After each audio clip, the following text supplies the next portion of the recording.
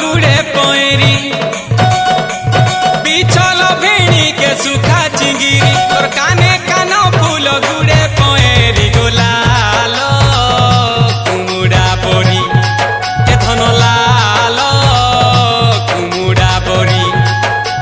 मुह दर्पण पान पतरी चिकन चाकन भुसुनरी रसिया जीवे केंदीरी मुह दर्पण पान पतरी चिकन चाकन भुसुनरी रसिया जीवे केंदीरी लाल कुमुड़ा बड़ी ए धन लाल कुमुड़ा बड़ी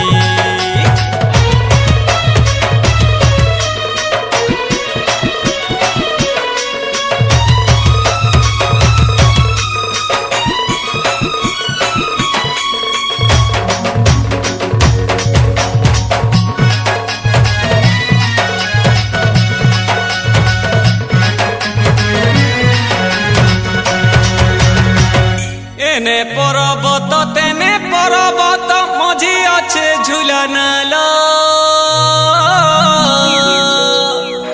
बुलेने तीतक इंदिरावती गाते खाती कुमुड़ा सील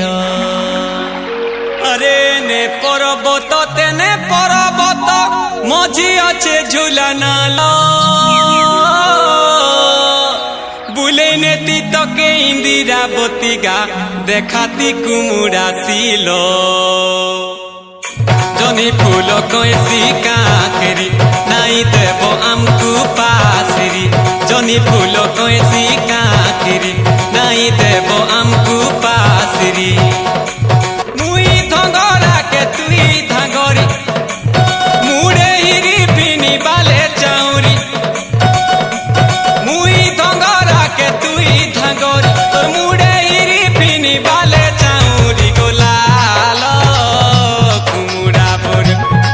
ए धन लाल कुमुड़ा बड़ी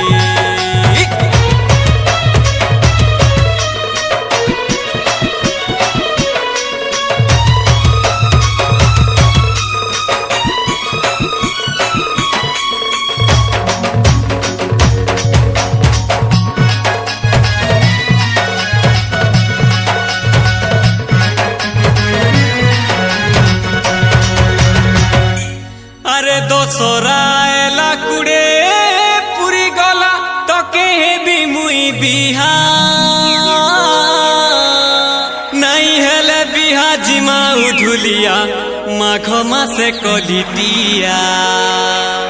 अरे दोसरा एला कुड़े पुरी गला तो के भी मुई बिहा नहीं हेले बिहा जिमा उधुलिया माघ मासे कलितिया कहूछे गागिरिया करी मोर मोर होछे खारी कहूछे गागिरिया